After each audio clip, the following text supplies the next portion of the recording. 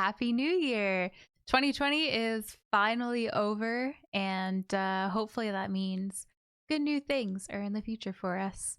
This year, I think we can all agree that we have played so many games with us being stuck inside for so long. And so I thought it would just be an awesome opportunity to go through my 5 favorite games of 2020. I have some interesting games here for you guys. My list might be a little bit different than some other people's, but there are some games that I really thought were absolutely fantastic, and I really enjoyed playing throughout the year. Some of them had me hooked so much, and I really, really enjoyed them. So it might be a little bit different than your list, but please feel free to let me know down below in the comments what your top 5s of 2020 are, because I'm definitely very curious. A lot of my games have a little bit of argumentative thoughts in them, you might say.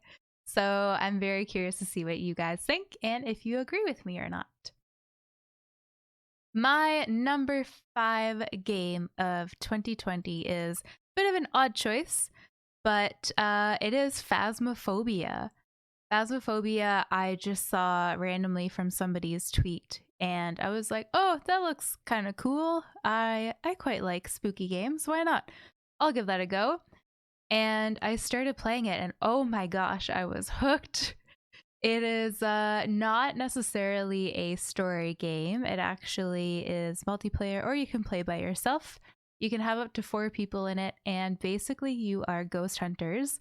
You go into a haunted house or a haunted school, haunted prison now, and you have to just dispel the ghosts. And well, not dispel them, you have to find the ghosts, pardon me. And so you go around with your little gadgets, and the ghosts try to kill you basically, and you need to try to figure out what ghost it is. There's not really any story to it per se, but the graphics are very endearing. They are very interesting. Everyone kind of laughs because they do these funny twerk things, and you can like put your body into the wall, and it's part of the charm. If you're looking for a great graphic game, I would not say that this is the ideal game for you, but it is definitely a lot of fun, and I have had so much fun with it. The sound design in this game is so good. There's no music in it, but the sounds, like there's weird whispers that go from ear to ear that scare the crap out of you. The lighting is so minimal. You have a flashlight that you need to get around with, and it's really spooky and really, really fun with friends. It kind of scratched that itch that you need, when you're stuck in quarantine, to play with some of your friends. It's pretty great.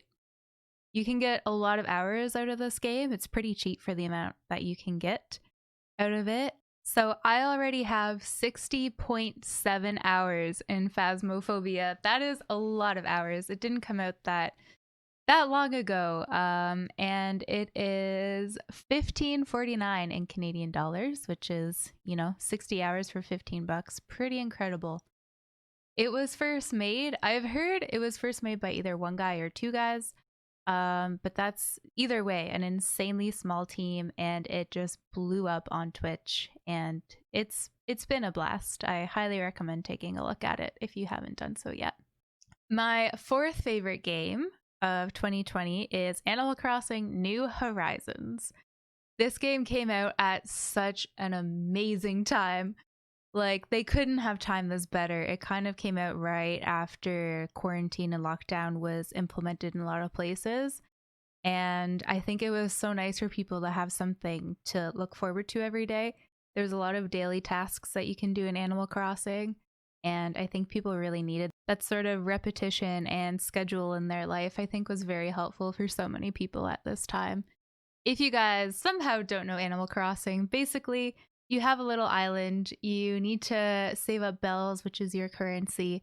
You have a little house and cute little animal villagers that you can talk to. And you just basically want to make the island the coolest thing you can have.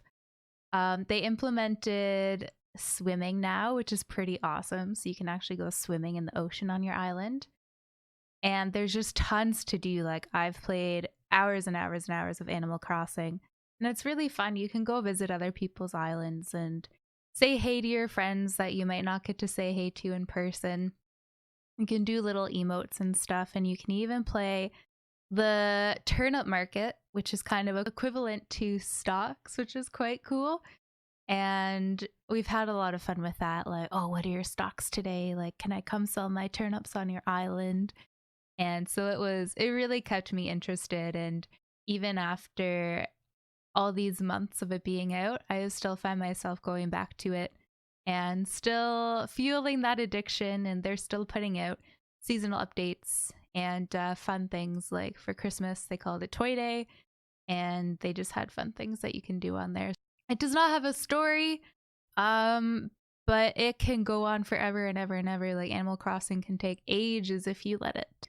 My number 3 game, and this is the one that I think people might give me a little bit of heck for, is Last of Us 2. So I went into Last of Us not absolutely loving Last of Us 1. I liked it, I enjoyed it, but I personally didn't see all of the hype. You know, I thought it was a good game, absolutely. But so I went into Last of Us 2 not really having any high expectations. And it really blew me away. I really loved the decisions that they made in terms of playing different people. Spoiler alert, I'm sure you know this by now, but you don't really play as Ellie for the whole game. So that's pretty awesome. I thought it was really cool, you know, seeing different sides of a revenge story and just playing as somebody different, because it really makes you think, like, just about some of the decisions you've made in your life and all that kind of stuff. And yes, it is uncomfortable. And yes, there's a lot of very awful moments in that game. And that's what I think is amazing about it. It makes you feel, and it makes you feel grief, and it makes you feel sadness, but also happiness. And you want the revenge for one side, but then you also want the revenge for the other side. And it really brings an awesome story that you don't get in any other game. No other game I can think of has done that. And so I absolutely loved it. The characters, you'll love to hate them, you know. They're something, that's for sure. And I think they made them very human, you know. In a zombie apocalypse, people aren't going to be nice all the time, and they're not going to be caring and loving. And it's a zombie apocalypse is a real rough world. It just makes sense to me that all of these horrible, crazy things are happening, and the characters are very relatable because they are just human. The graphics in this game are amazing. There are so many beautiful scenes that just take your breath away. And there was at one point near the end where I just wanted to go and sit and watch the sunset. The sound design and the music in Last of Us 2 is unbelievable. It is so beautiful, and I absolutely loved it. Like, they really spent a lot of love and care on this game and really, really tried hard for it. The story, as I said, is definitely, it's not all sunshine and rainbows and love. There is some love in it, and there is some sunshine, but it's not, it's hard, and it makes you feel a lot, and that's what I loved about the game. The game takes about 27 hours, and that is quite a long time for a story game like this. It really brings you in, and you get really, really into the story. And I was very, very happy with the length of Last of Us 2. It is longer if you want to complete a lot of the little extra things that they put in for you as well.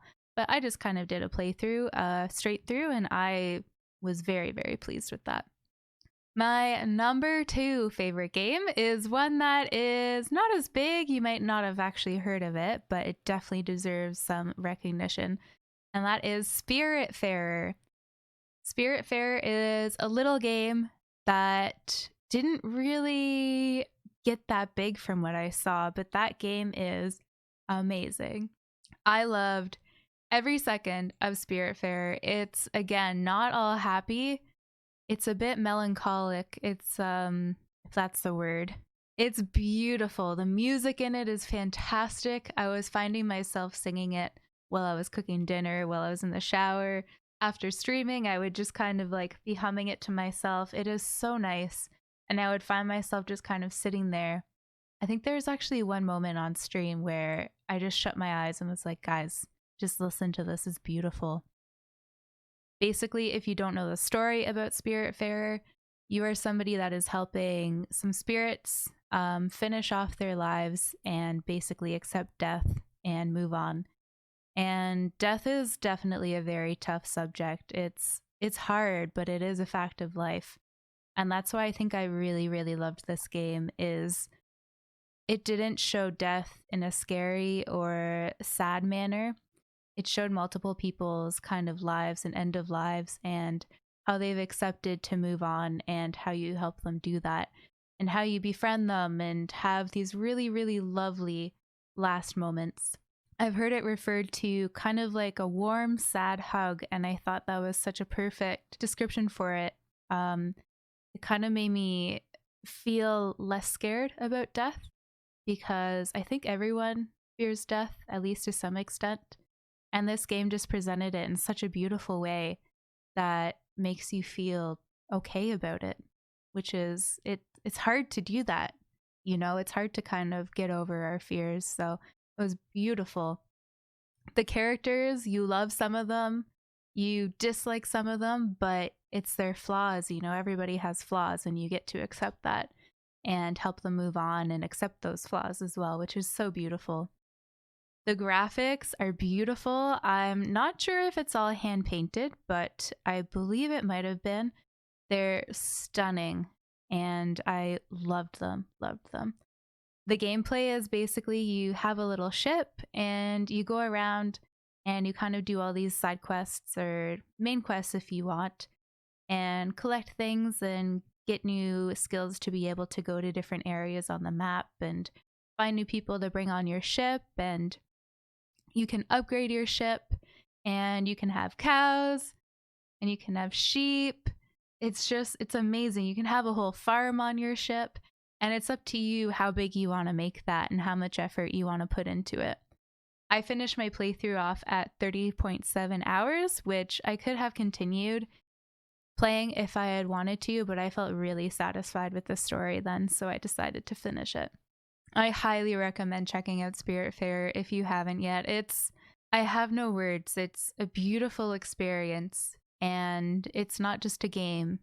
That's how I felt. It was a whole story, and it really brought me into it and made me feel a lot of emotions. And I cried, I believe, twice in it, which I don't often cry in games, but it was just so beautiful. And last, but of course not least, is a game that also got quite a lot of flack, maybe a lot of people arguing over whether they think it was good or not, and that is the Final Fantasy VII Remake. I absolutely loved the Final Fantasy VII Remake, and I need to mention, I didn't love the original Final Fantasy VII, so I went into this with a very clear mind and not really expecting anything great. I'm not one of those people that, you know, has a lot of memories of Final Fantasy VII, so I was going to like it no matter what. I went in being like, oh, whatever, it's a remake, like, that's fine. It'll be kind of neat, I guess. And I was blown away with how much I enjoyed it. The characters, they're goofy in spots that they need to be goofy. They're serious in spots when they need to be serious. They actually have a lot of character progression where you can see the characters growing and becoming better people throughout the game. And this is only part 1, so I hope part 2 is good as well. I loved the characters, you know. Aerith is beautiful. Tifa is a babe. Barrett his sense of humor is amazing, and they did such a good job building their personalities, and I absolutely loved that. The graphics in Final Fantasy VII Remake are amazing. Just beautiful. Like, that's really all I can say about it. They did such a good job. The sound design and the music is fantastic. They brought a lot of the songs back from the original, and there were a lot of really cool remixes of them as well in the game. The cool thing about the sound in this game is you can actually buy CDs and little mini clips of music from the past games and past Final Fantasies, and you can play them on the jukebox and kind of jam out to those. And it's like a trip down memory lane. It's so cool, and I love that they did that. The story in this, of course, is taken from Final Fantasy VII. They've added a lot to it to make the first part longer, to make it kind of its own game in itself. I loved that. I think there was a lot of people that wanted them to just stick to the story, but I loved all the additions of everything they did. I loved when Cloud wears a dress. You know, that was going to be a little bit, I was nervous for that. But I think they handled that really well, and I'm glad that they actually kept that in. I thought they ended at a really good time in the game, and I absolutely can't wait until I get to the next one. The game takes anywhere from 34 to 45 hours. The completionist apparently takes 84, which, holy smokes, that's a lot of hours. So if you want to put in a lot of time, you definitely could. I didn't do a lot of the extra stuff, and I was so pleased with the length of my playthrough, and I definitely didn't feel like anything was missing because they were separated into different parts. So I absolutely loved Final Fantasy VII Remake, and I'm sorry if you didn't enjoy it. I would recommend giving it another go, possibly. I'm very sorry if you were maybe let down because it wasn't similar enough to the first game, but I loved it. And I remember playing through it and being like, this game is so silly. And there was one moment where it was just such a beautiful moment, and I felt so much emotion with the characters, and it was very serious and very beautiful. And I just said, this is my game of the year. Like, I just knew it. And yeah, it's a fantastic game. Thank you very much for listening and watching my top 5 games of 2020. Happy New Year. I hope you all have a fantastic 2021, and I hope everything is really good for you. Please don't forget to like and subscribe. Feel free to join our Discord, which is just MopGarden. And feel free to follow any of my social medias. Everything is MopGarden. Thank you so much. Happy 2021. Take care.